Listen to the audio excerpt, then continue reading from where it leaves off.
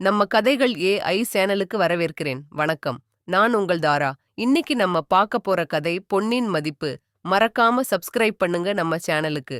கதை பொன்னின் மதிப்பு. ஒரு காலத்தில் கிராமம் ஒன்றில் பரமன் என்ற வியாபாரி வசித்தார். அவர் மிகவும் சிக்கனமாக வாழ்ந்து தினமும் ஒரு தங்கம் சேர்ப்பதுதான் வாழ்க்கையின் குறிக்கோள் என்று நினைத்து வந்தார். ஒரு நாள் பரமனின் வீட்டுக்கு மன்னன் வந்து, உங்களின் சேமிப்பு என்ன என்று கேட்டார். பரமன் பெருமையாக, மன்னா, நான் 100 பொன்னை குவித்துள்ளேன் என்று சொன்னார்.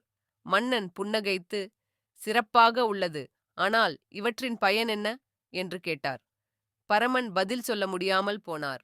அந்த மாலையே ஒரு மாமனிதர் பரமனின் வீட்டின் பக்கத்தில் தங்கி தன் தங்கத்தை எளிதாக வழங்கி உதவிகளை செய்தார். அந்த மாமனிதரின் மகிழ்ச்சி பரமனின் மனதை கவர்ந்தது. அடுத்த நாள் பரமன் தன் தங்கத்தை எடுத்து கிராமத்தில் ஏழைகளுக்கு உதவி செய்தார்.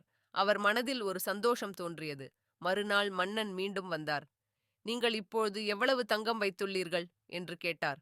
பரமன் புன்னகைத்து, மன்னா, எனக்கிடமிருந்ததெல்லாம் நான் பகிர்ந்தேன். அதற்கு மாறாக எனக்குள் ஏற்பட்ட மகிழ்ச்சி 100 பொன்னுக்கும் சமம் என்று பதிலளித்தார். மன்னன் பரமனின் எளிமையான இதயத்தை பாராட்டி, நிஜமான செல்வம் மகிழ்ச்சியிலும் பகிர்விலும் தான் இருக்கிறது என்று கூறி அவரை வாழ்த்தி சென்றார். கதை மொத்தம். செல்வம் பகிர்வில் மட்டுமே நிஜமாக பொருள் பெறும்.